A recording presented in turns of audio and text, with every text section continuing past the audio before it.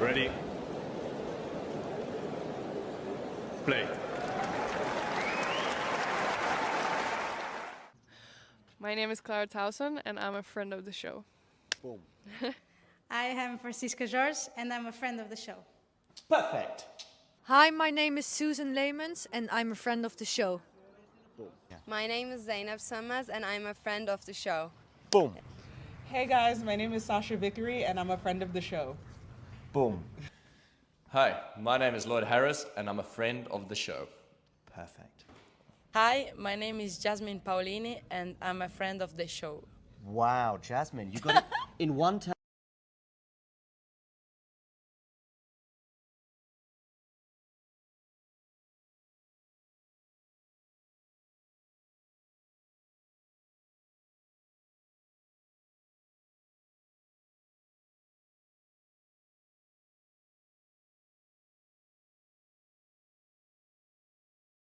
Just one in English. The draw for the French Open was made today. You're going to be playing Kalinskaya. Oh. I just said I don't want to know.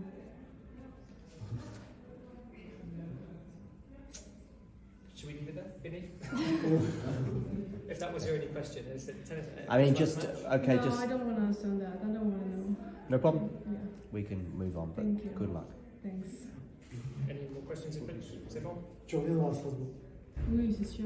Just one in English. The draw for the French Open was made today. You're going to be playing Kalinskaya. Oh.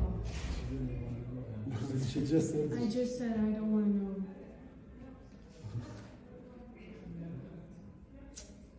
Should we leave it there, Vinny?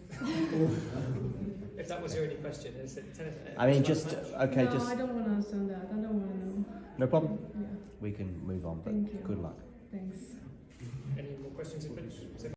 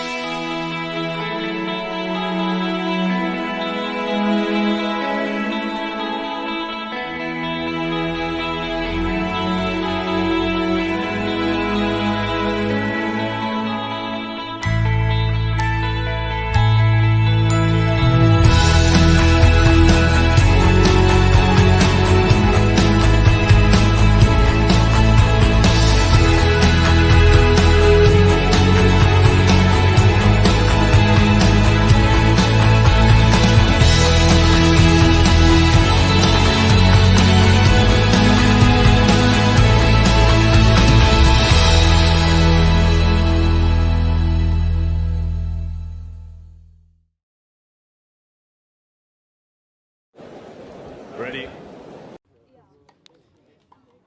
Here we are for this very special encounter at the Bonn Open between Jeffrey Blancano against Damir the Demon Jumur. He's very much demonized thus far, showing a bit of frustration after losing the first set. Anyway, the Frenchman to serve 15-30. Bit of pressure on that Frenchman's shoulders, like a couple of baguettes weighing over him. Needs to take some time. No hurry, he says. at 15:30. He's up a set, 2-all here. What are you gonna do? You're gonna go there down the middle, and that is a shank. One that even Stefanos Tsitsipas would be proud of.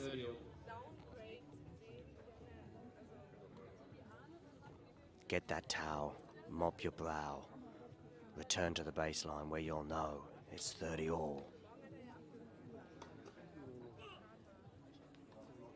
Screeches from the other courts. But they don't put this young Frenchman off. Look at him, prowling, brushing, questioning. Maybe they do put him off. He needs to be focused. It's 30-all, 2-all, tense times here at the Bonn Open. Goes out wide with that, comes into the net, does the volley. Does he put it away? No, he doesn't. But he puts that one away, and his opponent, the demon, Damir Dzumhur, just cannot believe what has happened to him. I'll tell you what's happened. You've been flummoxed, and you've lost the point.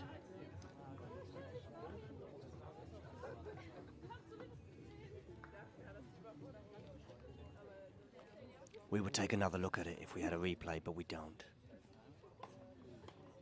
But who knows? You don't even need a replay, it's in our heads.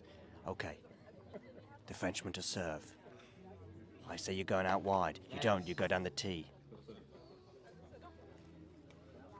Clip the net though, so he's going to get another shot at it. Is he going to take my advice and go out wide on this one? Did so successfully on that last time for a serve and volley, even though he'd messed up the volley. Goes down the tee again, does come into the net, does a little drop shot, and you know what? Dzumhur is like, I can't even be bothered to run that down. And he's going to clean that line. Look at this, he's cleaning the line because he's so annoyed with some funny bounces.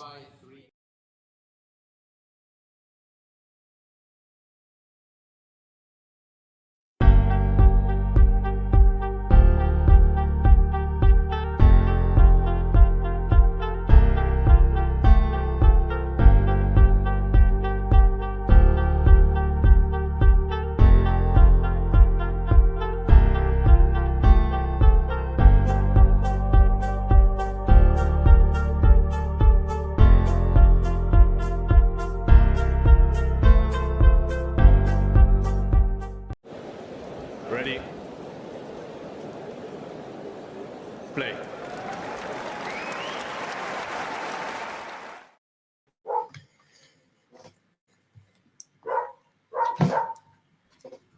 You like that commentary, Mario? Yeah, sure. The height of professionalism here. Are you wearing a Kinder Surprise t-shirt, Mario? It was. These are T-shirts that they used to give us when I used to play as an under 10 or 12. But they were so big that I still wear right now. Okay. For those of you outside of Europe, I don't know if Kinder Surprise is a thing in Northern America, but it's a chocolate, right? I think, and then you open it and there's like a little toy inside. Anyway, what will be inside today's US Open draw? What kind of things do we need to be excited about or looking out for, Mario? Yeah, I mean, I think the title is for sure accurate, meaning that probably I think that the first question is the most anticipated, thing between actually both draws, in my opinion, because we have, of course, the winner of the last two majors, which is the number 3 seed. Three very strong players which have won basically all the biggest things this year in tennis, and so of course it can change a lot in the discussion, maybe also in some of, I don't know, some power rankings. If any of us will do it after the draw, and so yeah, for sure I think that this is the most interesting question across both draws, in my opinion. And yeah, then of course, I mean, all these potential dark horses or even players who can end in somebody's quarter. For example, I think that as I said also in the ATP Weekly, for example, on the ATP side, where the fifth seed, which is Medvedev, who's not in his best moment, but is still a very strong hardcourt player, who's reached the final in 5 out of the last 7 slams on hard. In which quarter will it be placed? For example, it can be very interesting. And then, of course, also the paths. For example, on the women's side, I'm particularly interested in watching Coco Gauff's draw the first rounds, because she's the defending champion, but we know that she's living through some difficulties on the court, especially. And so it will be interesting to see if there's some very dangerous player close to her in the draw. But also, of course, maybe between Swiatek and Sabalenka, whose path will look like the most difficult one, because I think that we can consider these two players the main favorites in the WTA draw, and not only because they are the top 2 seeds, but also because Iga is, of course, former champion. She lost in the semis in Cincinnati, but she still beats a lot of player. Even when she doesn't win the title, she's still very, very tough to beat. And Sabalenka, playing at the level we saw in Cincinnati, will be difficult, of course, to stop. So there are a lot of question, actually. And it's a bit weird because we don't have a ceremony. The draw will just be revealed. So I don't know. It's actually right now midday time. So I don't know. It's I was just about to come to that. Basically, I'm expecting, I don't know about you, Mario, is just basically a post on the US Open Twitter page, and we will have to quickly look through it because, as you say, no ceremony. I'm trying to think who does ceremonies. I think it's the French Open and Wimbledon, right? This one, you mean? So for the French Open and Wimbledon, I think both do ceremonies that we can watch and we see the draw. Oh, yeah, sure. Yeah. It's very weird, actually.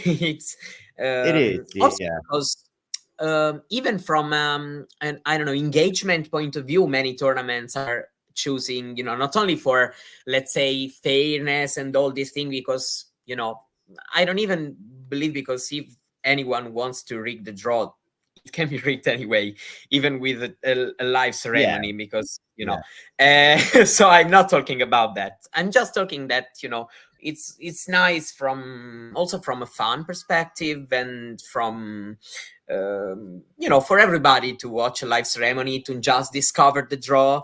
For example, I remember that moment when we realized where Nadal got placed, and so at the French Open, so we knew it was either Alcaraz or Zverev, and so we wanted to know who who of the two would have faced him in round 1. All of these questions, which are nice to watch in a draw ceremony. But it is what it is. We'll see, actually, refreshing the US Open account.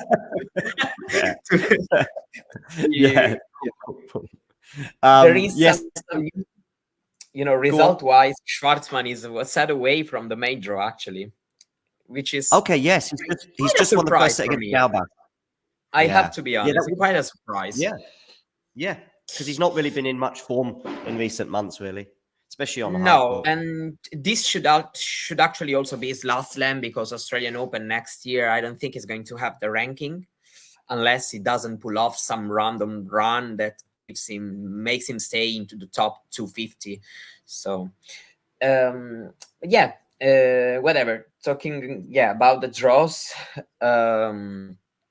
it's a bit weird, because even commenting, it's difficult, because suddenly you have the full draw in front of you. Yeah, exactly. It's much nicer when you sort of go, oh, like you said, it was like, oh, Alcaraz or Zverev, this is what we need to look out for. And then we found out it was going to be Zverev. But right now we're just going to see the draws suddenly in front of us, and we're going to try. And I know what will happen in 20 minutes from now. We'll go, oh my goodness, I missed this first round. Yes, absolutely, because these are very big draws. So Mukova is playing Osaka or something, crazy. and yeah, so yeah, it's more like, as you said, it's more like a draw reaction actually, because Absolutely. we will find out and we will react to what we see. Who are the And unseeded players, Mario, who we should be keeping an eye out for? I mean, Naomi Osaka springs to mind, Emma Raducanu. Anybody else? well, on the women's side, yeah, of course there are these players, but I was actually also thinking about Mukova, for example. Yeah. A player who will be unseeded, and can be very dangerous, of course. And yeah, I mean, still, I don't know, from maybe not for the biggest seats, but for some seats like 10, 12, somebody like Caroline Wozniacki, who knows those courts really well, even if not in the best of form, can be still a dangerous opponent. We know that last year, all of a sudden coming back, she reached still the second week, pushing actually Goff to the third set. So I'm still a play. On the men's side, I'm guessing Zhizhen Zheng and Struff, are both of these unseeded? Struff, yeah, should be, yeah. And I'm just I would looking at also this say sort of- Nakashima, Mikkelsen can be dangerous opponents. Oh, Mikkelsen, yeah. Berrettini. Berrettini, of course, yeah, sure. Yeah, he's actually a semi-finalist and a great player overall. Yeah, of course. And then also in qualis, we don't know, but we won't know now, of course, because qualis are yet to be over. But I'm thinking, like, for example, who knows, maybe some young guy like Fonseca qualifies and draws in round one a top player, and it will be still an interesting match to follow. I'm thinking, for example, how it was US Open 2021 when we saw Djokovic and Rune battling each other it was a first round, I think. If not, it was second, but yeah. And and we've got the draws coming out. We've got Yannick Sinner's path, or his quarter at least. I can see Sonego against Tommy Paul. That's a match that sort of jumps out at me a little bit. Sinner will be playing McDonald in the first round. I think McDonald is the person who beat Rafa, didn't he, in Australia a couple of years ago? Tsitsipas Kokkinakis. Medvedev, of course. Yeah, of course, yes. Tsitsipas Kokkinakis. Yes. What do we think about that? I mean, do we think Kokkinakis can spring the upset?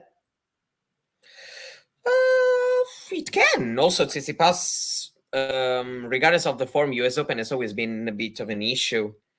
Yeah, it's possible. It's possible. There's this match between Mensik and Auger-Aliassime, which looks interesting to follow.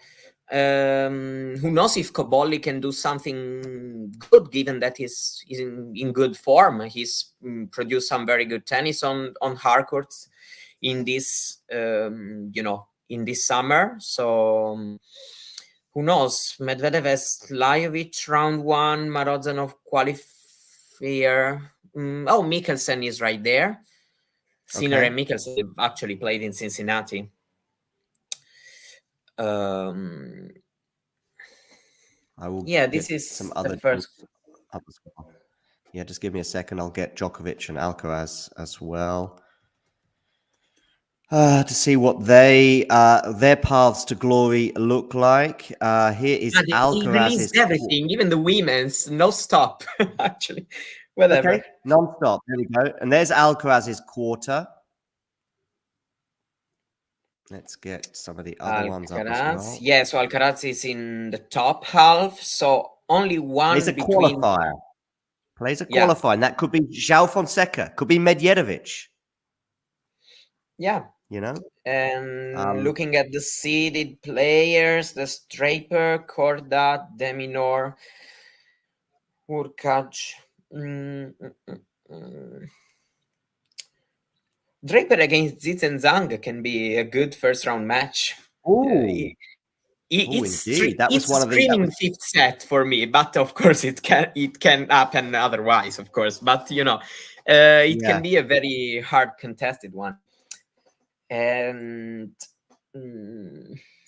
yeah, looking at Djokovic's quarter. Djokovic also has a qualifier, so I always think that probably in the first round, the perfect draw is a wild card who is maybe not from the country you're playing in, or somebody who's out of form, who's ranked 50 or 100 or something like this.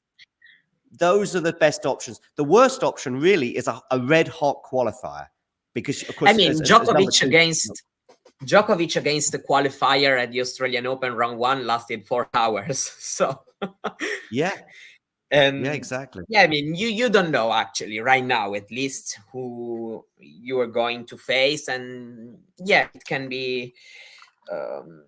Actually, Tim may get a Grand Slam favor on Arthur Ashe because playing against Shelton, or if not Arthur Ashe, still some very big court. Probably Ashe, if you ask me. I think that should. So actually, I would say that for somebody like Tim is a good draw, because if you have to play your last Grand Slam match, it's better to play on a big court with a big crowd. I'm just going to stick with the men, and I want to see who's probably got the most difficult draw from the first 4 seeds. As you said, maybe Medvedev, who will. I'm looking at Alcaraz's, but Alcaraz Shapovalov second round could be a possible. I mean, I'm not saying that Shapo would beat Carlos, but it's certainly interesting. Just having a quick look at Zverev's quarter as well. For me, at first sight, it looks quite balanced, meaning all the quarters. Then of course maybe top half, in terms of the big seeds, the fact that there's Sinner, Medvedev and Alcaraz looking at their Grand Slam results on hard courts, but yeah, overall looking at quarters, the 4 quarters, it looks like. Who is getting Medvedev in the quarterfinals potentially? Just having a quick look. It's not Zverev because he's got Casper Ruud. Sinner. Okay. So Djokovic has Rublev. That's nice, I would say, for Novak. A lot of tennis to be played between now and then. In fact, Rublev has Sabot Wilt in the first round. Oh, he was very close to lose against Sabot Wilt in the Australian Open round 1. Rublev. Yeah. I mean, I would say actually that for me, I don't know, probably just a little bit Sinner, given that he's got Medvedev, that regardless of form in best of 5 format, if you have to have Medvedev, he's got Tsitsipas as well in that same quarter. So Tsitsipas, of course, nowadays is ranked outside the top 10. So I think Tsitsipas Medvedev is a potential 4th round. Am I right? Yeah. Yes.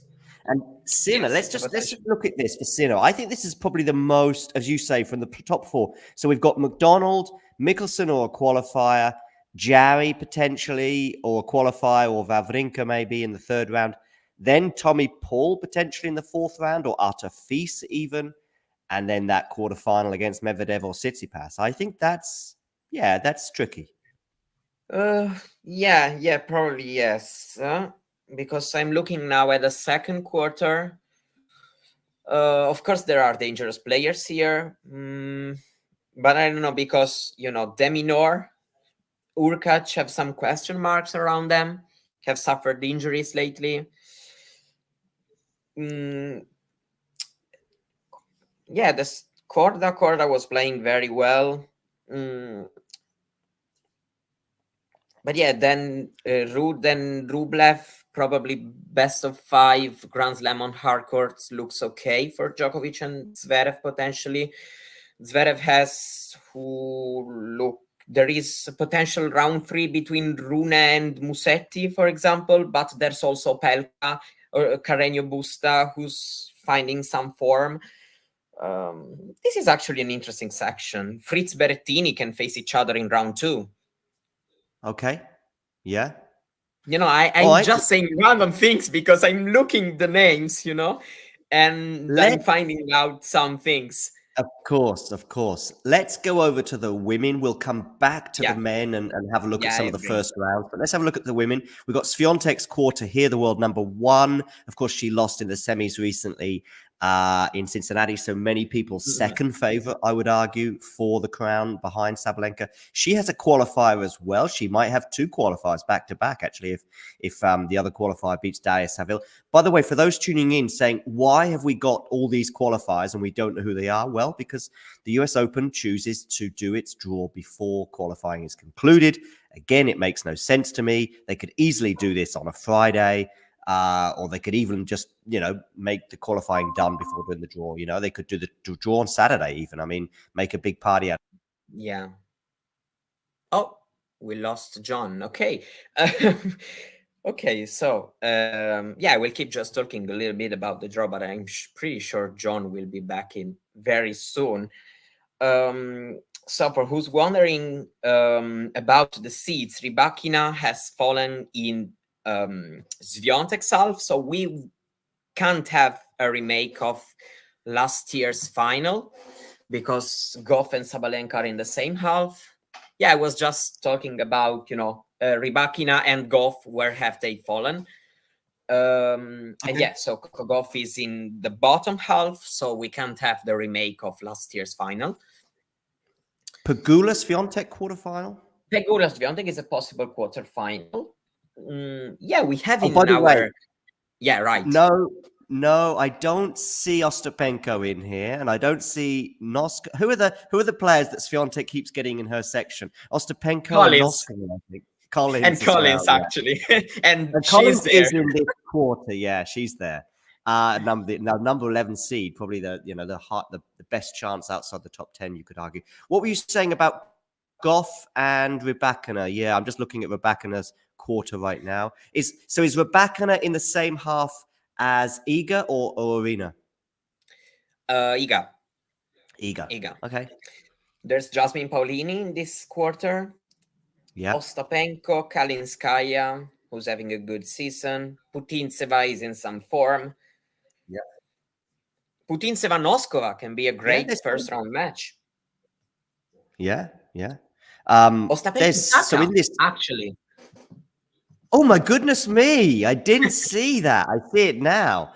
Wow, Ostapenko Osaka, for me, off the top of my head, that's the standout match of the first round on either side of the draw. I'll have to go back to the yeah, and the winner can play Vukova, so it's an interesting volley net. section, I know you know. Nurlan is a big volley nets fan, so that's a section of the draw that he'll be keeping an eye on. Leila Fernandez is in this section as well. Yeah, for sure. Volley nets is also a good player. So yeah. Andreescu Paolini. Did you? I'm sure you actually just said that. Actually, did you? It's actually the third Grand Slam in a row they will meet. Okay. Paolini won at the French Open round Wimbledon. 3, and Wimbledon also round 3. Mm-hmm. So who knows? Maybe it's lucky for Paolini to meet Andreescu. But no, I'm kidding. I think that's that. You know, what kind of form is Andreescu in? I remember going into Wimbledon, she was building up some pretty good momentum on the grass, but I don't remember some notable results from her in recent weeks. No, she's not in great form, but it's still, of course, a standout match in my opinion, because, you know, of course, a former champion, someone who, you know, we know at which level can play, and somebody like Paolini who's having, of course, a great season. So yeah, it would be another very interesting round 1. And yeah, so this quarter is quite stacked, I think. Wozniacki has been in 2 US Open finals, right? 2009 and 2014. Am I right with that? Yeah, you're right. Yeah. I'm just looking at this section of the draw, looking at how many. Osaka has won the title twice. Andreescu has won the title as well. And then, of course, we've got Wozniacki, who I just highlighted. And although Rybakina has not been in a final, she's obviously a heavyweight. Leila Fernandez has been in a final. In fact, they are all on this side of the quarter. So they're all in this 8th of the draw. Osaka, Fernandez, and Andreescu, who must have, a good sort of 7 or 8 finals between them. probably Goff's quarter is a little bit less stuck, even if there's some informed players, but she's got Gracheva followed by a qualifier or Tatiana Maria, followed by potentially Dodin, Kalinina, Svitolina, or Lourdes Kala, who I think beat Raducanu. Of course, Raducanu, I haven't seen her name yet. Where is that former US Open champion in the draw? In the final quarter, because I'm just looking at Sabalenka's quarter. I don't see her there. I don't see her. Raducanu. Is there something that I don't know about regarding Emma Raducanu? Has she pulled out and I just didn't know? No, I don't think Let's so. have a look at Swiatek's section. Here, against Kenin. Okay. That's a nice first round as well. It's 2 former Grand Slam winners. Where is she? I don't see her. Oh, there she is. Yes, there she is. Nice. So we've got her in a little section there. Katie Bolter, fellow Brit. Rogers as well, who I think, did she beat Barty 3 years ago? Pegula, all in this little section as well. Yeah. So that's a nice section there with some Grand Slam winners. Yeah, there's, of course, Mira Andreeva, which is a player who, challenged Iga in Cincinnati. Oh yeah. That's potential 4th round for Iga. Yeah, that would be a tough one. Pavlyuchenkova, former French Open finalist, but her form kind of goes up and down quite a bit. I remember her playing quite well at the US Open last year, and I think she had a really good match. Last year she was in good form, actually. Yeah. This year, not really, actually. So, of the 4. Who are we thinking has the most difficult draw between Iga, Coco, Elena, and Arena? For me, Coco's draw looks the easier one, especially those first 2 or 3 rounds. Sabalenka qualifier, followed by Bonzetti or Sun, followed by Alexandrova, Tomova, Linette, or Jovic. That's her first sort of 3 rounds potentially. Looks for very me, it's negotiable. Sabalenka, actually. Okay. There's Madison You think Keys. that Alexandrova, I know. for example. Yeah. I know there's Kim Madison Wang, Keys. I mean, Kim Wen, that's right, but quarterfinal. She could have had Pegula. She could have had. I don't know. But looking at the first rounds, I also looking at the form of the players. I don't know. She probably this bottom half is looking a little bit less challenging. Jerome here in the chat saying that Navarro against Coco Gauff is an exciting prospect. Of course, didn't they play at Wimbledon? Yeah, Navarro beat Gauff at Wimbledon. Yeah. Raducanu, Kenin as well. Some excitement for that. Some support as well for Emma coming in there from Dave. She's not a fan of Kenin's serve. Collins with a fairly clear path to the quarterfinal with Iga. Am I right? Let's have a quick look at that question. Suggesting Daniel Collins' path. Dolheider, Buxa, or Irani all seem very winnable. Of course, Daniel Collins hasn't played much, but she's playing this week in Monterrey, right? Well, I mean, I can see Schneider beating her. Okay. And I can see Pegula beating Schneider, her. Yeah. That's probably the 2 players that could well cause her the most trouble. Schneider would be a 3rd round. Maybe when Ghosty says that, he's looking at the first 2 rounds as being very negotiable before, of course. That's right. And then maybe, can she reach the quarters? For sure. But yeah, clear path. There are a couple of players, in my opinion. If we have Collins and Schneider round 3, I don't think it's a free win. So no, 60-40 probably, but it also depends on the form that Collins shows. Is she out already in Monterrey, or have I dreamed that up? Yeah, she lost against Erika Andreeva. Oh, Erika Andreeva. Yeah, the other one. Yeah, so she lost there in 3 sets. I can see that now yesterday in the round of 16. Yeah, so she probably would have hoped for 1 or 2 more matches because she hasn't played since the Olympics, if I'm right. Yeah. Until then, skipping Canada and Cincinnati.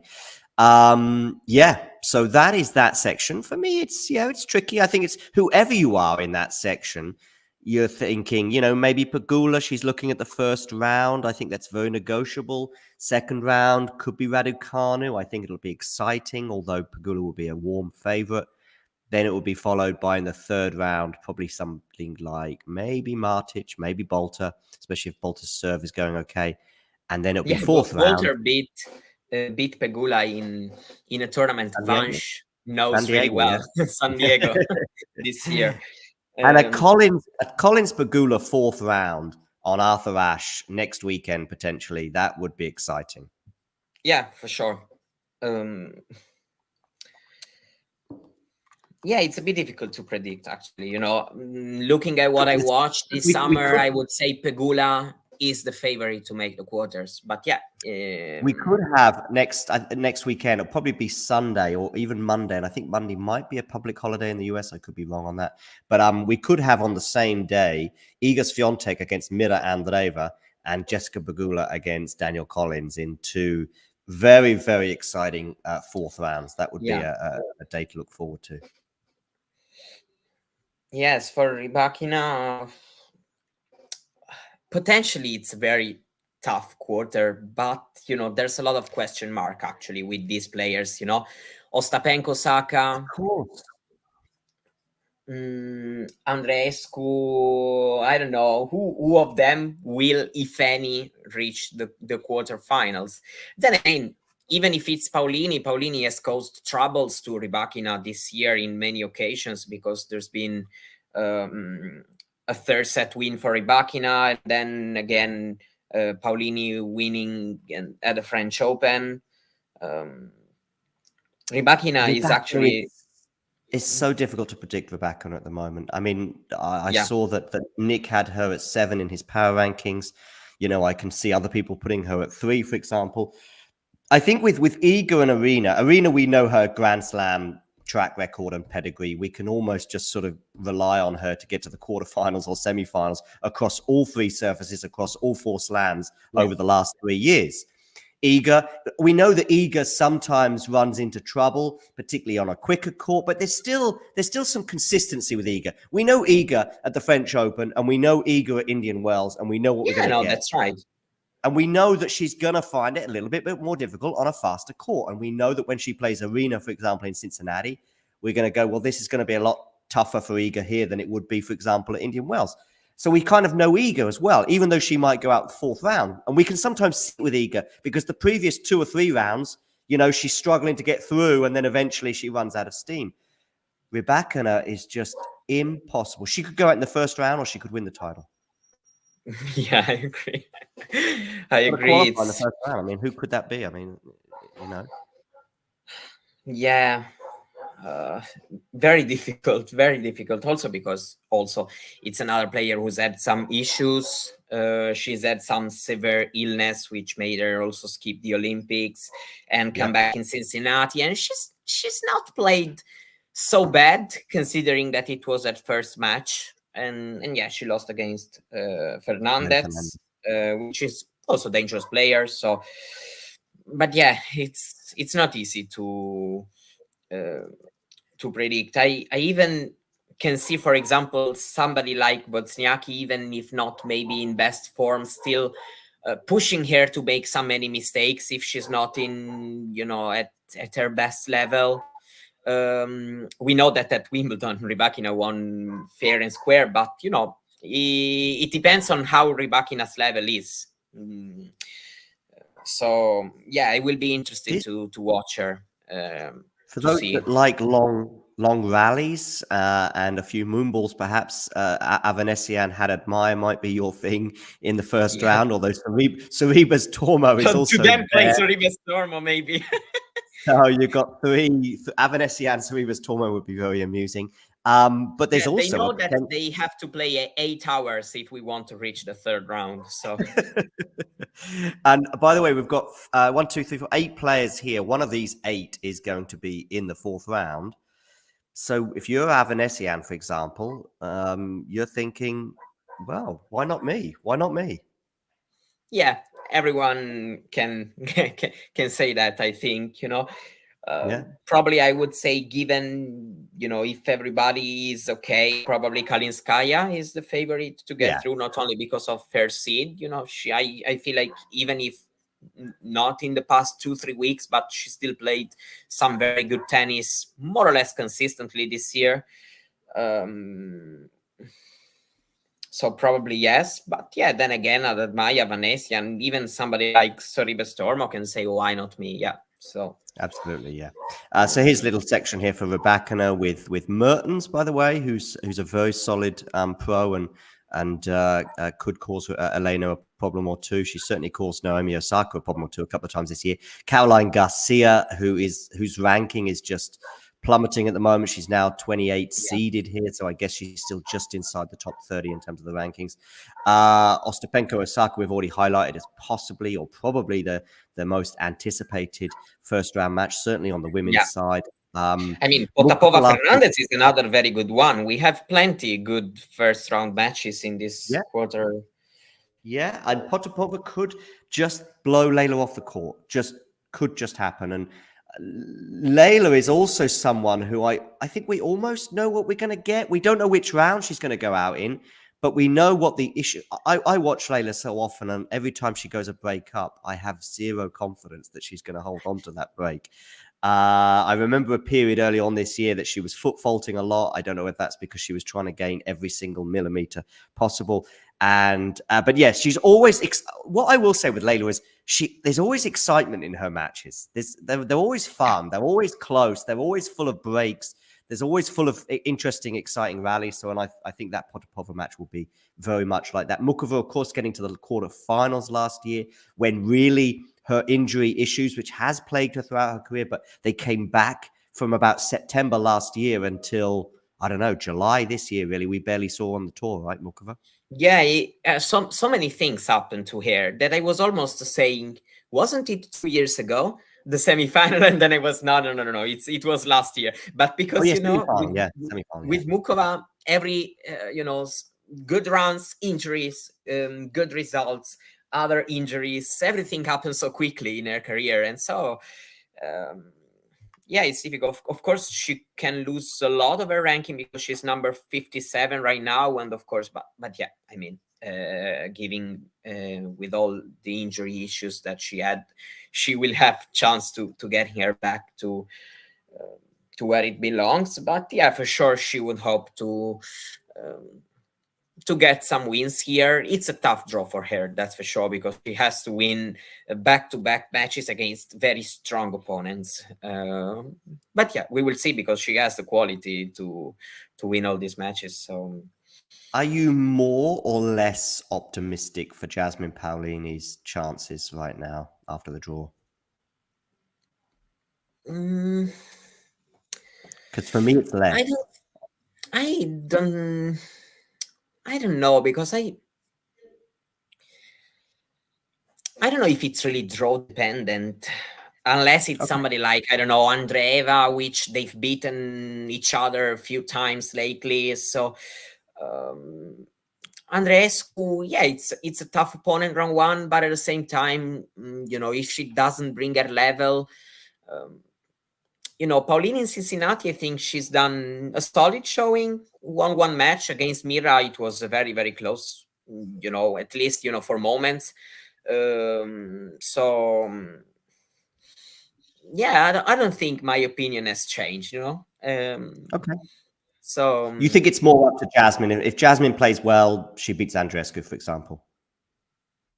And it also depends on, for me, it depends on both players, actually. This is a case where, if Jasmine plays well, she has a good chance.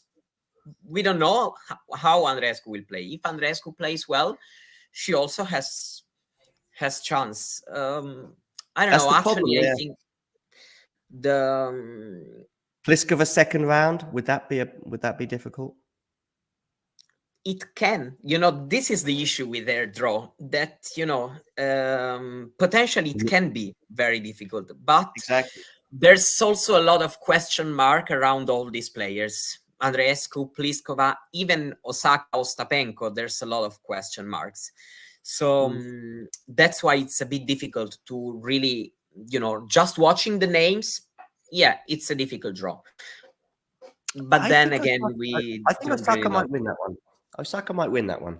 Could be wrong, but I said, I said 2 weeks ago. Listen, I think it's a tough draw for Naomi, but that you're a wild card. You've got to be, and if you're going to draw a seed, it could have been Iga in the first round. It could have been Elena, or it could have been Rybakina. But there we go. That's how it is. But I said optimistically, maybe 10 days ago, when a lot of people were getting a little bit negative on Naomi, I still thought that a second week was very possible. And well, let's see. But just one more thing on Jasmine. I think because of that point you made, if Bianca brings it, that's going to be tough. If Pliskova brings it, that's going to be tough. And then you've got Putintseva or Noskova maybe in the third round. I think that's a tricky draw for the number 5 seed. Absolutely. The only thing, as I say, is that, of course, there's a lot of question mark on these players. So it's that kind of draw that in 1 week, maybe we can look it like in a different way. You know what I mean? But yeah, of course, Krejcikova didn't get an easy one, actually, because I'm looking at Townsend and Badosa's names. Yeah. Townsend and Badosa both in her section, and a mini section, although obviously she can't play both because Townsend and Badosa could be a second round match, which will be exciting. Well, for example, a section where there's a chance for anybody is, in my opinion, Azarenka Sakkari. Yeah, I mean, to be honest with you, this quarter for Coco, not bad, Coco. Not bad. Not bad, considering that you have somebody has to be in your draw. I cannot. Meaning that I cannot look at Badosa, Krejcikova, and say even Navarro. Somebody has to be in your draw. But for me, even for her confidence, having the opportunity to build on some wins can be a good one. Because whatever you do, Mario, don't get in touch with Clara Burrell and ask her opinion of Sloane Stephens. No, absolutely. I won't tell her. So the world knows, but Clara probably doesn't right now. And so, I would say that for Coco, for me, it's a win. Her draw. Then again, if it wasn't Navarro, could have been another one. If not Badosa, could have been another one still. And so, but for me, the most important thing for her is having some winnable first rounds. Yeah, but this section, for Coco, I mean, so of course, when we think about potential quarterfinalists, you could have had Pegula, I think. What is Pegula, seeded 6? 6. So, I'm just thinking, who's 5 to 8? Who's seeded 5? Paolini, Pegula. Who's 7? Zheng, yeah. I'd rather have Krejcikova, I think, than Zheng. And who is 8 seed? Well, it's Krejcikova. So, you've avoided Pegula. That's probably the one you really want to avoid, and she's not got her. The thing about Krejcikova is that if she reaches the quarterfinal, then it means she's in serious form. Yes, that's right. Because Krejcikova is really that player who, for example, French Open, she wins in 21. She never wins a match again there. And then Wimbledon, for example, she pulls off that path. And we also seen some other runs in, for example, the 1000 in Dubai, where she beat both Pegula, Sabalenka, and Swiatek to win the title. And so, but overall, I'm okay with having her in the quarterfinal. Pegula, for example, is 4-1 in the head-to-head against Goff. Oh, wow. Okay, there you go.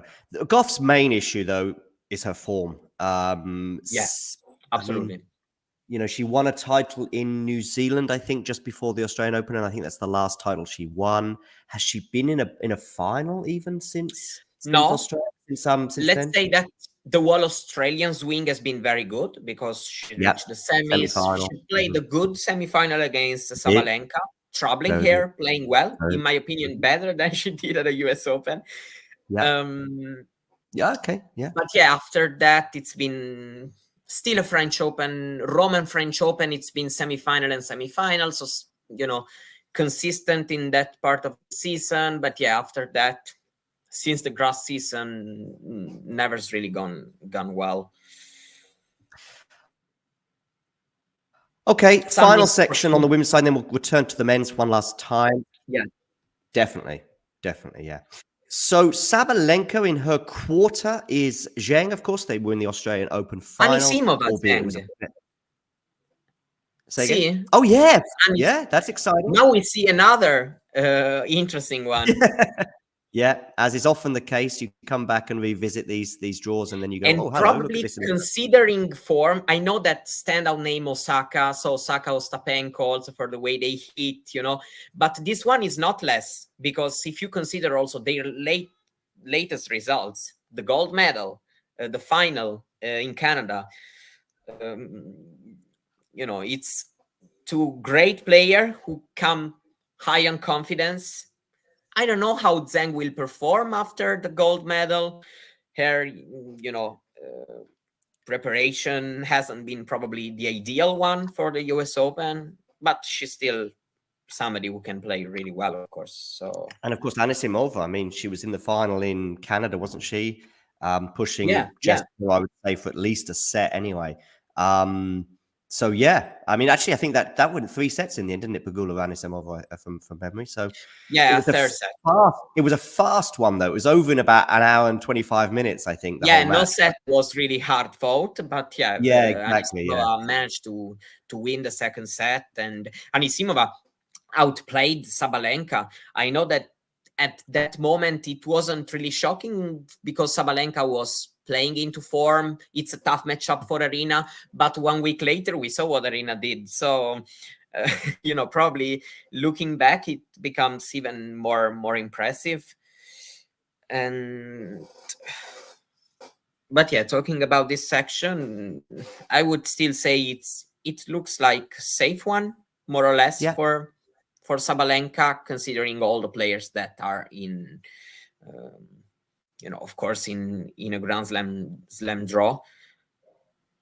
Yeah, I think it's not too bad. I mean, Jabeur is, you know, if we talk about Coco's form, well, Ons is even more troubling, both in terms of health, but in terms of form. It would be great to just see Ons get some wins, really, if she can. But she's got Kudermetova in the first round. That's a tricky one, for sure. That would probably be more exciting if it was on grass, actually, that match. But Tomljanovic is in there. She's up against a qualifier.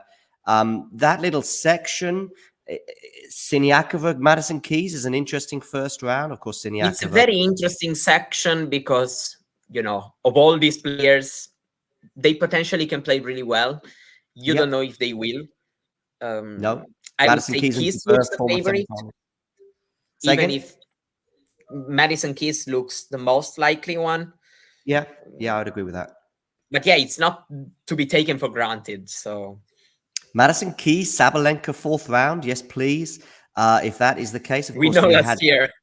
Yeah, exactly. Yeah. What was it? 6-love, 6-7, 6-7. Is that right? Yes. And actually, I think it was love 6-1-3.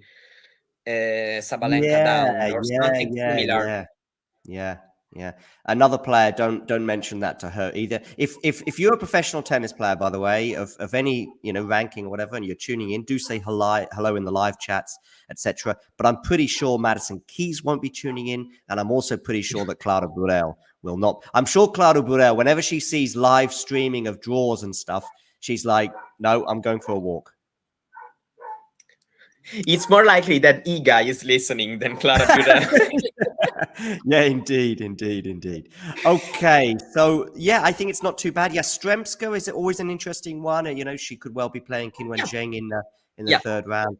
So that's 2 out of her first 3 matches. I think that will be very tricky for Qinwen. Should it be Yastremska after Anisimova in the 3rd round? that is that. All right, let's go back one more time. Is there anything else you want to say about the women's draw before we have one last look at the men's? No, I actually think it looks, I don't know, quite balanced, more or less. Rybakina's quarter, the one with, the most interesting names in it, but more or less considering form and everything, I still would say it's pretty balanced draw. Yeah, indeed. For those of you just tuning in for the first time, or even if you've not the first time, but you just haven't already subscribed, please do hit that subscribe button. While we have one last look at the men's side of the draw, we'll begin with world number one, Jannik Sinner. Of course, very much a hot topic this week for things off the court more than on it, despite winning, of course, the title in Cincinnati. There's plenty of coverage that we have given to that, and we will continue to do so. So do check out that. But in terms of his draw, not bad. Not bad. If he can, this is related to what we just spoke about. If the mental side of it, if he could put that to one side and just hone in on the tennis court, then there's a quarterfinal. The thing is that I don't really know. Maybe I know that there is comments going out because the news came out and everything, but do you think it's more difficult now than what it was before? Yeah, I don't know. I do. You think it's okay for him? It's not going to be a distraction. I mean, of course, I think what you're thinking is that he's had this for 6 months and it didn't seem to show. And in my opinion, maybe it can be even more difficult before. Okay. I'm like, I would be, and at least me, with my personality, I would like, finally, it's out there. Because imagine you go talk to the press. How are you? I'm fine. I'm improving.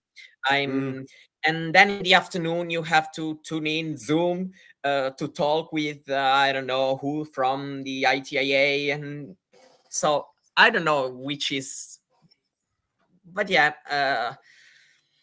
So it's, we will have to see. Overall, it looks okay, the first 3 rounds. Yep. Nurlan, by the way, you're late. And we've spent the first 45 minutes of the show talking about you and talking about certain sections of the draw that you'll very much be keen on. But Nurlan, you missed it. So you'll have to go back and watch the first 45 minutes of the show.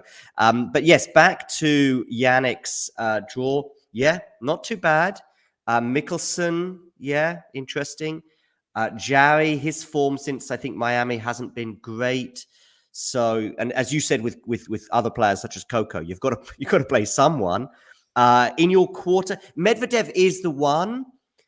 I do think that despite what happened at Wimbledon, Jannik has been very much, been the top dog in that relationship in the last 12 months since I think it was Tokyo, wasn't it, when he finally got his first win and then went on like 4 or 5 wins in a row, albeit that but the Wimbledon one, I think, was affected by Jannik's fitness that day, right?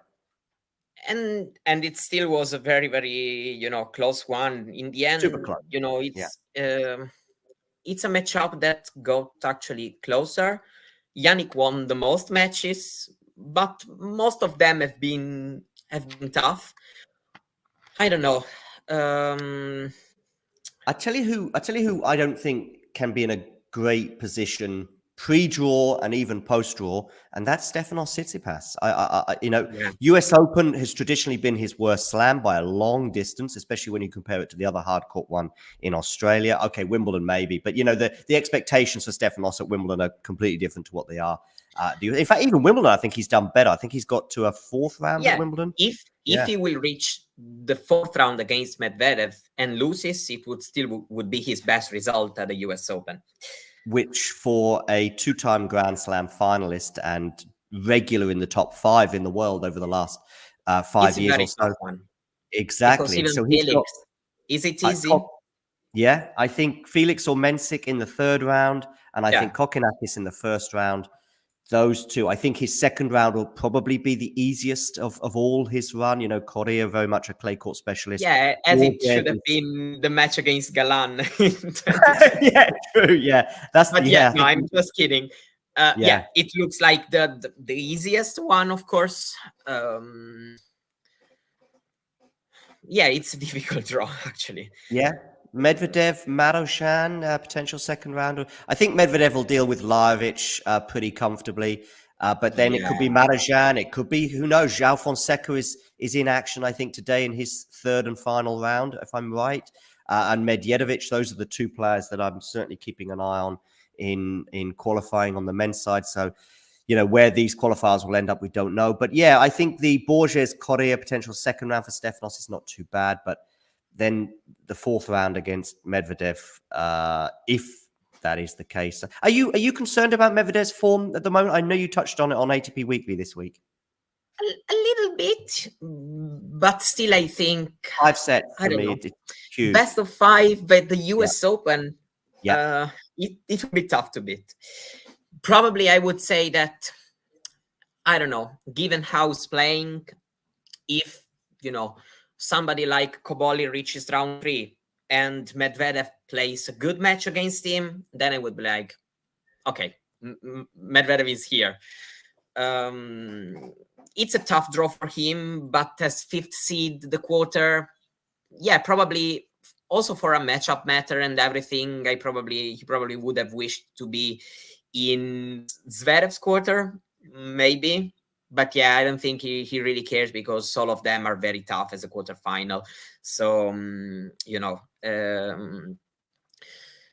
it looks difficult because, you know, it has to potentially do like at Wimbledon. So, you know, if he wants to be in the final, then, you know, assuming they arrive there, he should beat both Sinner and Alcaraz back-to-back, which hasn't been easy.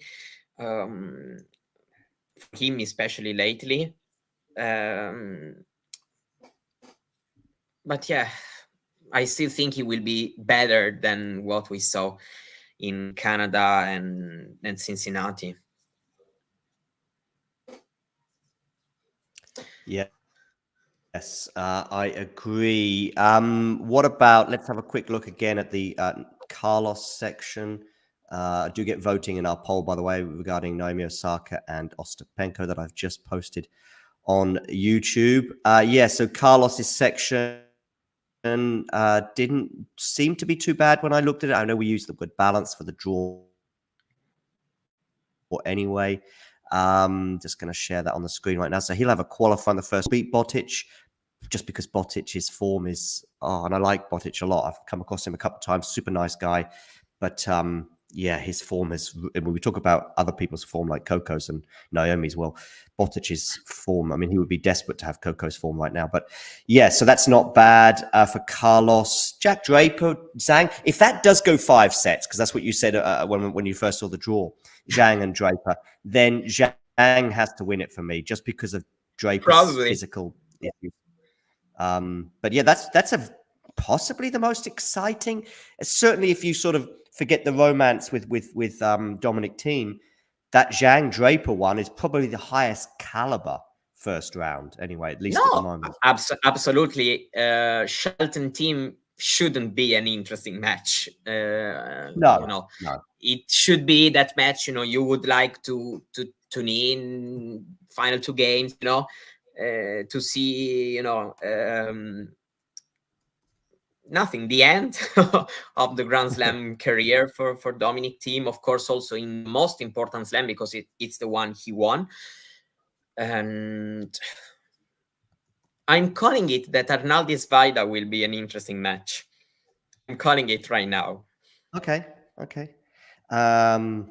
Kenin against Raducanu, so I'm just writing something now. Can Mute Korda be interesting? Okay, Mute Korda, yeah. But if Korda can ignore some of the other crazy things going on the other side of the court, then I should would have thought. But yeah. What, are you a fan? Has not an easy match, considering it's his first one. Especially, it's not easy. Oh yeah, hasn't played since Wimbledon, right? Yeah. In singles, he played in doubles a couple of matches, maybe if not only one at the Olympics. Oh, yes. You were asking me if I was a fan. Yeah, Mutet. It depends on on the situation, you know. It all depends on the situation for me. Some things, for example, when I was in Rome, he played against Safiullin. He was really having the time of his life with his shots and the crowd, and that was fantastic for me.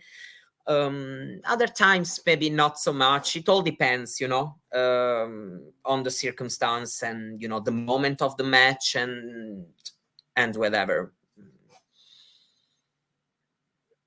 Case by case is what I tend to say. And I think Swiatek falls into that category as well, that you can show me one instance of him being a little bit out of order. Yeah, you have to be careful. That's what I mean. Because out of order. tell me. Yeah, no, exactly. You just got to be careful. You're right. Depends on the situation. Yeah, because you may get into the mistake of, since it's him, you know, he's on the wrong side, and it's not fair. You have to be careful to analyze and to, you know, to just see the situation. Okay, we are coming towards the end of this show. Do make sure you hit the like button, and if you're new, hit subscribe. Go on, Mario. No, I was looking at the chat. They were talking about Evans. I saw he plays Kachanov. I was just about to mention Dan Evans. And by the way, you got a lot of understandable retweets and likes for your tweet about Dan during the Olympics. Yeah, his ranking and also his form as well is not up there compared to where it was a year ago when, of course, he won Washington. And I think he met Alcaraz in the 3rd round in New York last year and pushed him.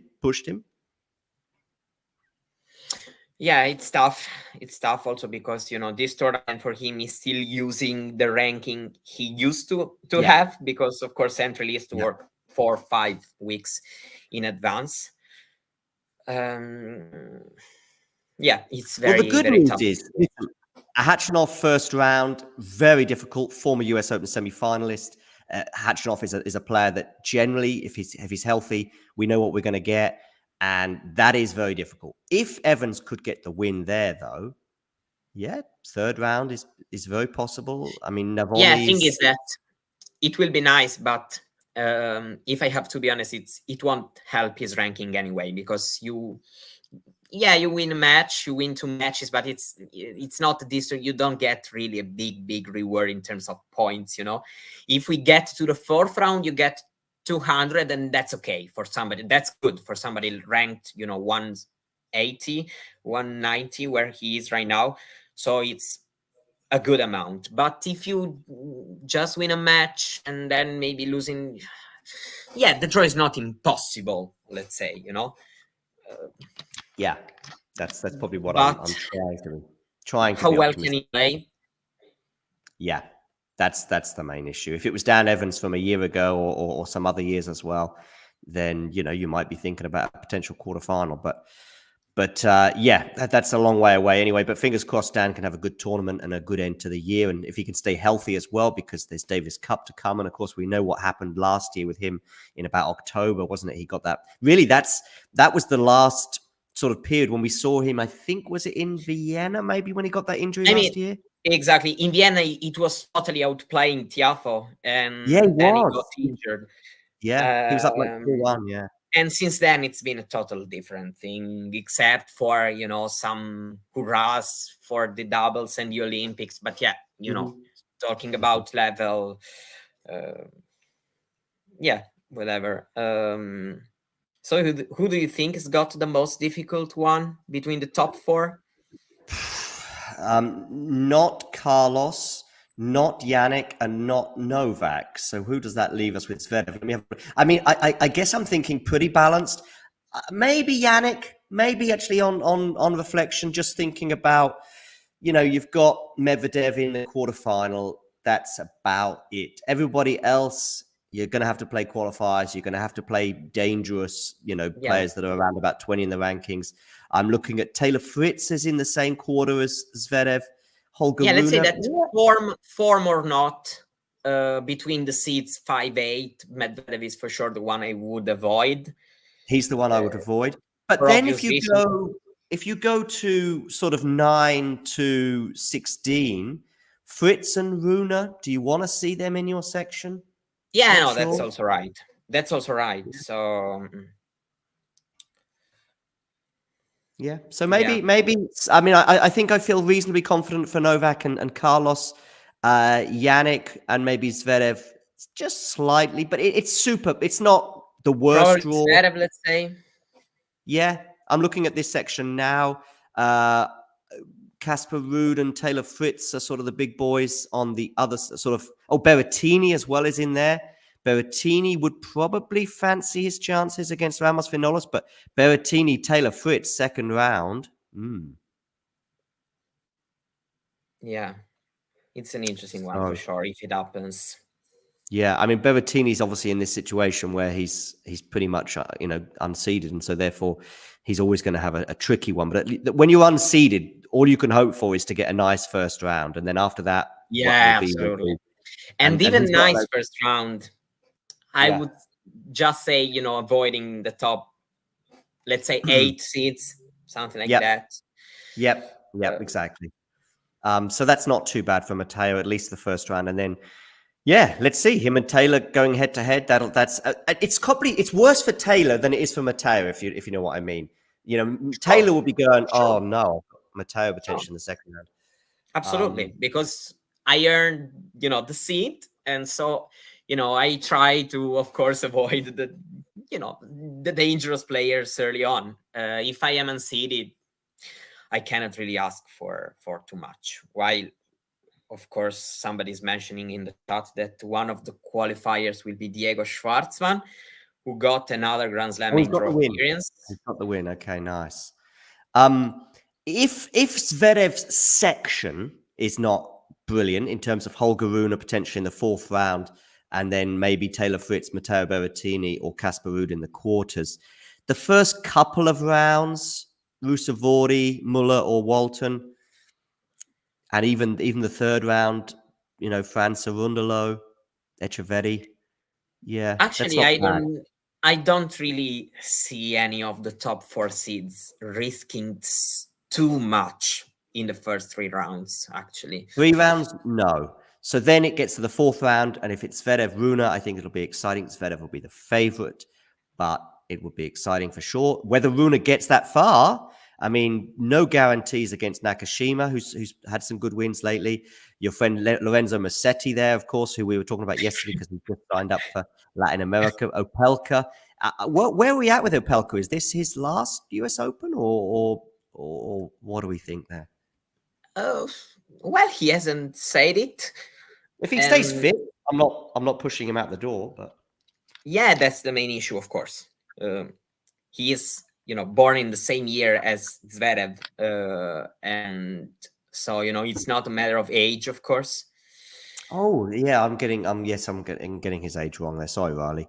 Okay, no, I thought you were just talking about, of course, the form and all. I know that he had some very serious injuries. Very, yeah. So of course it's difficult. Yeah, but I guess it's more or less like Paula Badosa, it's a kind of a week by week, day by day situation. And if you get lucky that your body holds up, and then you can start again building some form and maybe stay there for some time more. Okay. I think we'll just finish by just talking about one or two of the sort of favorite first round matches. For me, it will be Osaka against Osaka. I've got her in the Ostapenko. Get voting in that poll as to who you think is going to win. Kenin Raducanu is one that jumps out at me, and Shelton Dominic Thiem. Probably Dominic's last Grand Slam match of his career. Those are the 3 that from memory I remember thinking, wow, those 3 will be fun and interesting for various different reasons. I don't know, just looking, probably I would say on the men's side, I would call maybe Rune Nakashima. Yeah. As a very interesting one. And I'm looking at Shang against Bublik. Can be a good one. Yeah. Yeah, I mean, there are quite a few. But looking at the very, very top seeds, we don't have somebody like French Open,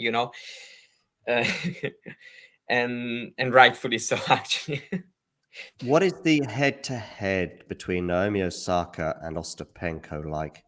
I don't know. Right now, I have a good feeling in my bones for Naomi, but we'll see. Osaka, Ostapenko. Let's have a look head-to-head. Of course, it's not on the WTA website, at least not initially. 1-0 Osaka, I read. Okay. They have played... Well, Two. Oh, I've got Swiatek here. Why do I don't want Swiatek? Yeah, Ostapenko. So it's 1-0 Osaka, did you say? yeah, 1-0 Osaka. They played on clay. In both 2016. Okay, yeah, so 1-0 for, and it's 2016. Oh, yeah, French Open. My goodness me, first round as well. And that's a year before Yelena obviously went on to win the title. Yeah. So there we go. First time that they have played in more than 8 years, which for two players that are both pretty young is quite funny. But there we go. They will be playing their second match in 8 years. And yeah, so there we go. All right.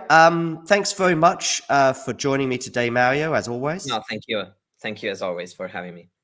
A very popular show as well. These live draw reveals do tend to be particularly popular, and we'll always try and bring you these. And who knows, maybe in Australia they'll even do a live ceremony. But especially when the draw gets revealed, maybe. So. Yeah, right. But we can do our best, and hopefully we've satisfied for those of you who are tuning in. And yeah, cheers, Mario, and take care. Cheers. Bye-bye. Bye-bye.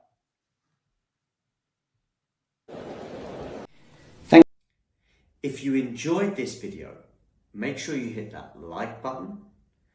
Don't forget to subscribe and click that notification bell so you don't miss out on all things tennis.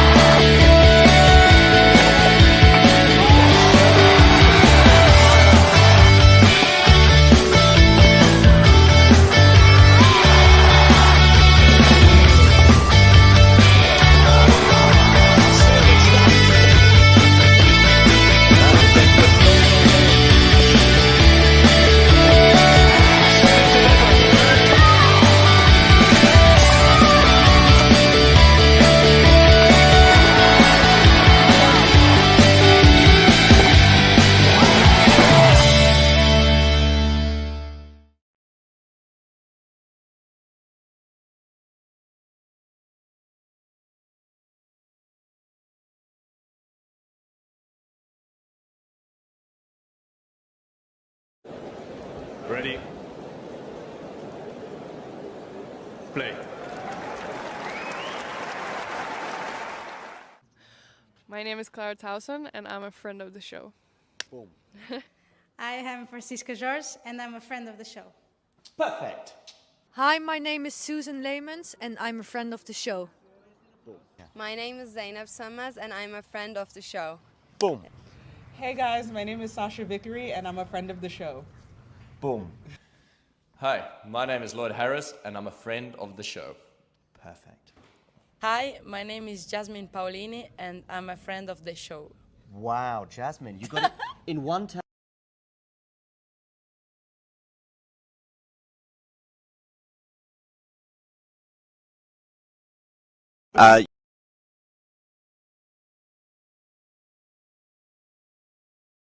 You've been to the French Open final. Your breakthrough, at least standout result at the beginning of your career, was on grass against Venus. You've been very solid on the hard courts. Is there a slam in particular that you go, I think that's, if I'm going to get one, the first one might come here, there, or where?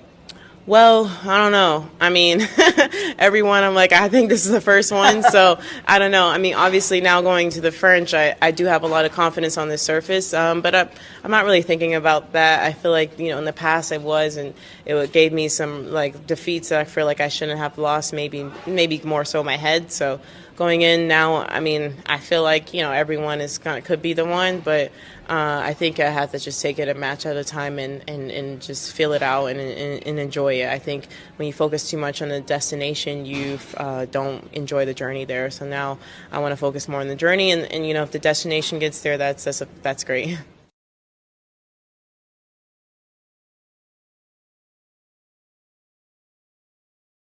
There were some Australian Open final vibes for me today, and I was looking at a couple of comparisons. Australia was 2 hours 28 minutes, today was 2:26. I'm sure you weren't aware of that, but I tell you, 4 championship points. Does that sound familiar? and were you thinking of it during that last game? Actually, yes, I was thinking when I was down with the break in the last game, I was thinking, okay, I did it at the Australia Open, so probably I'll be able to get this win this time again, and it's actually helped me to stay focused and to have this belief in myself. And yeah, definitely this match reminds a lot of Australia Open match.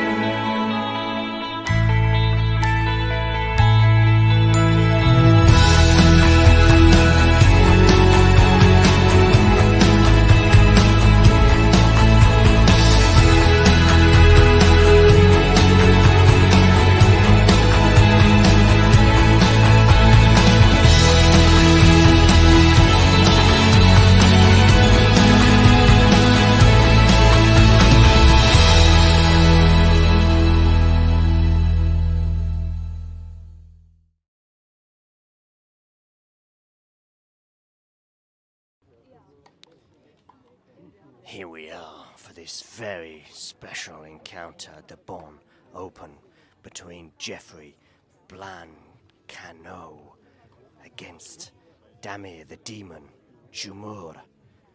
He's very much demonized thus far, showing a bit of frustration after losing the first set. Anyway, the Frenchman to serve 15-30.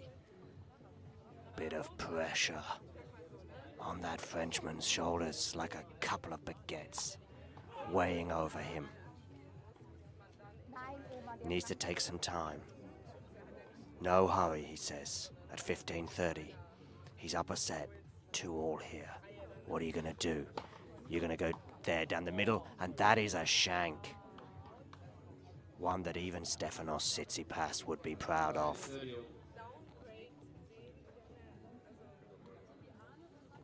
Get that towel, mop your brow.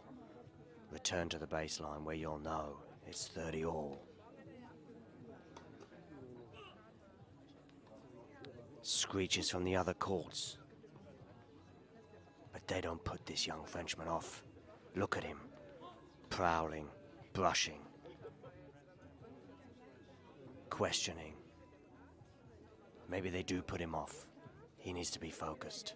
It's 30-all, 2-all, tens times here at the Bonn Open. Goes out wide with that, comes into the net, does the volley. Does he put it away? No, he doesn't. But he puts that one away, and his opponent, the demon, Damir Dzumhur, just cannot believe what has happened to him. I'll tell you what's happened. You've been flummoxed, and you've lost the point.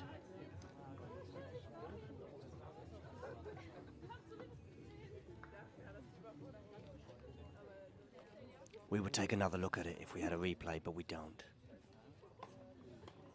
But who knows? You don't even need a replay. It's in our heads.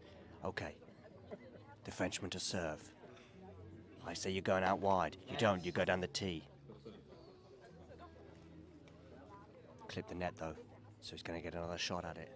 Is he going to take my advice and go out wide on this one? Did so successfully on that last time for a serve and volley, even though he'd messed up the volley. Goes down the tee again. Does come into the net. Does a little drop shot, and you know what? Dzumhur is like, I can't even be bothered to run that down. And he's going to clean that line. Look at this. He's cleaning the line because he's so annoyed with some funny bounces.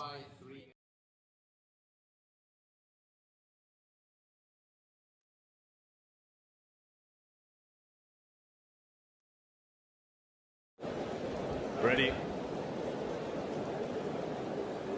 Play.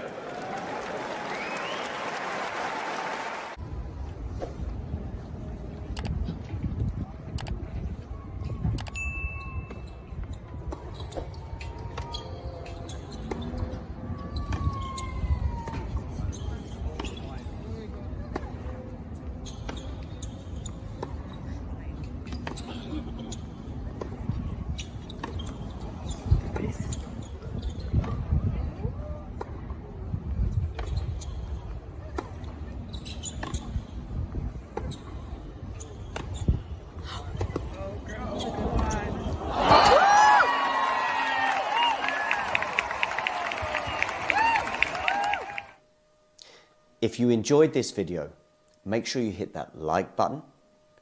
Don't forget to subscribe and click that notification bell so you don't miss out on all things tennis.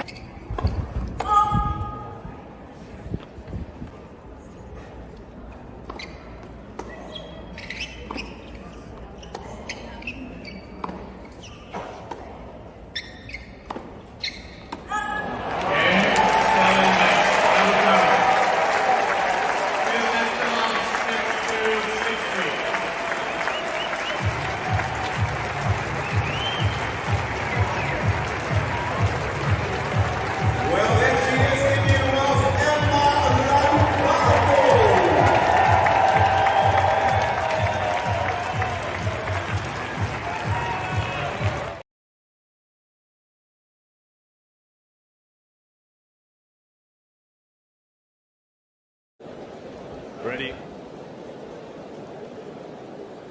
Play. I want one more thing from you, Francisca. Can you look at the camera? And I want you to say, I am Francisco Jorge, and I am a friend of the show. Can you try it? I am Francisca Jorge, and I'm a friend. I'm a wait. Go. It's okay. I'm Francisca Jorge, and I'm a fan of the show. One more time. Can you say, I'm a friend of the show? Friend. Like amigo. Friend. A friend. So, because we joke, we have players come on all the time.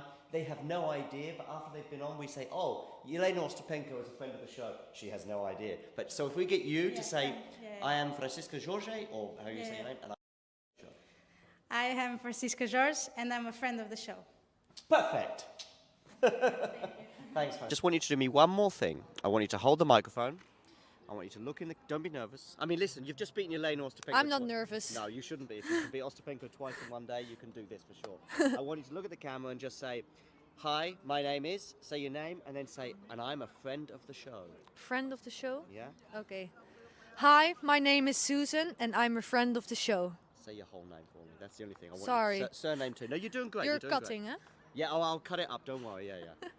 Hi, my name is Susan Leemans, and I'm a friend of the show. Cool. Thank you very much, Susan. You're welcome. Good luck for the rest of the tournament. And I will tag you on Instagram, and you can reject. I do have one more tiny thing, which is I want you to look into the camera. Yeah.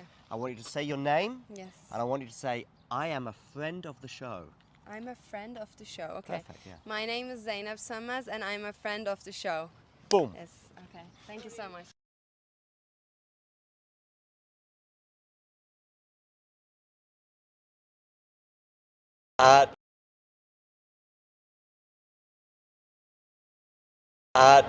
Do you ever think about maybe making adjustments, maybe taking a step back, or is it, you know what, all or nothing all the time? Yeah, I think you're like years late. I mean, people keep asking me, but you're a couple of years late asking that question. Sorry, I'm a newbie. You're a newbie, okay, me too.